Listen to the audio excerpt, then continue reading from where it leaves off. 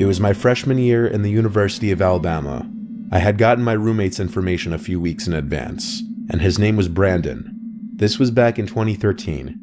We had been in contact in the weeks before classes would start. However, due to family-related reasons, Brandon had to switch to a different school right before classes even began. So for the first weekend, as everyone else was meeting their roommates, I was unpacking alone, still not yet assigned a replacement roommate. I did meet some of the other kids on my floor though. They were nice. Then, that Sunday night, my roommate arrived. He was walking through the dorm hall with a backpack looking confused, and I asked him if he had just been transferred into this building, and he said yes. I asked him if he was in dorm number 5. That wasn't the actual number of my room, I'm just using that for the story. But he said yes, that was his room. So I shook his hand, gave him my name, and told him I was his roommate. He told me his name was Robert, but to call him Bob. Unusual, I'd never met someone named Robert who preferred to be called Bob. I led Bob to the dorm, in which I had already decorated and furnished on my side. His side was still empty. He plopped his backpack on his bed and looked at me and smiled for a bit, then said in a slight Turkish accent that he didn't have all of his stuff yet. He opened his backpack and pulled out a sheet which he threw over his bed. Since it was already past 9 and tomorrow was the first day of class, Bob and I just sat on our respective beds chatting.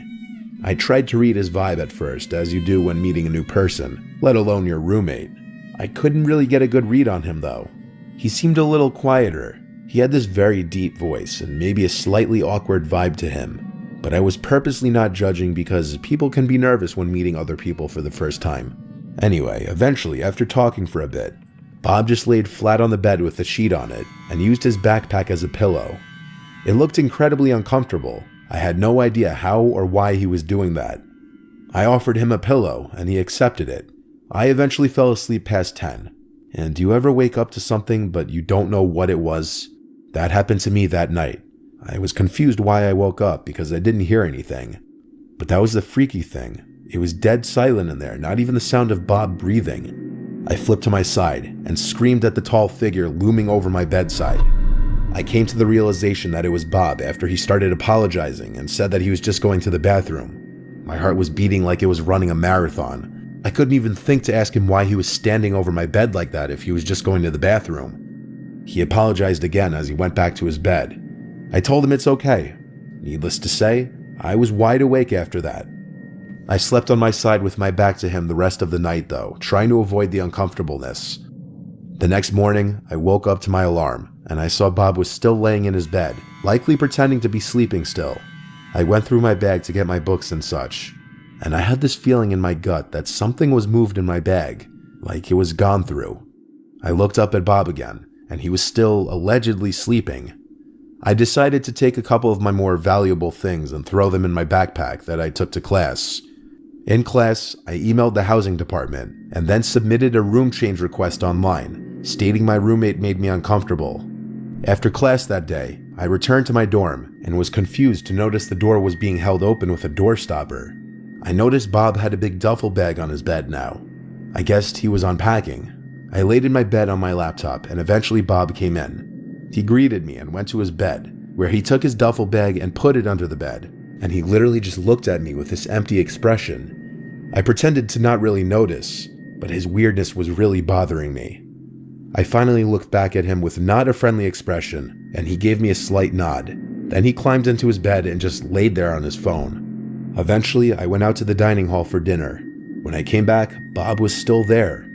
I didn't know what his deal was, if he'd ever leave the dorm or what. I asked him if he had class that day. He said yes, but just one.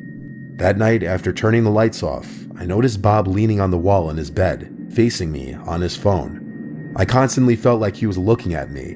I was anxious to get a response from the housing department, so I checked my email and saw they responded, but it wasn't the response I was hoping for. The lady who emailed me back expressed confusion in my request, stating my replacement roommate had not yet been assigned and that there should be no one else in the room with me. I looked at Bob, who looked back at me. I was about to ask him if he had his key to the room on him. I didn't ask that though. I put my laptop and other belongings in my backpack and duffel bag, as he just watched. He didn't say anything, and I think he knew that I knew. I left the room without saying anything, went to a safe place and called campus police to report him. By the time they arrived to the dorms, Bob, or whatever his real name was gone, along with his little bit of stuff. I found out that night that he stole some clothes from me, my iPhone charger, and some of the food I stored in my closet. As for what he was doing watching me sleep, I could only imagine he was making sure I was asleep before going through my stuff. I had a completely random, possibly homeless person in my room for basically an entire 24 hours. My real roommate moved in 2 days later,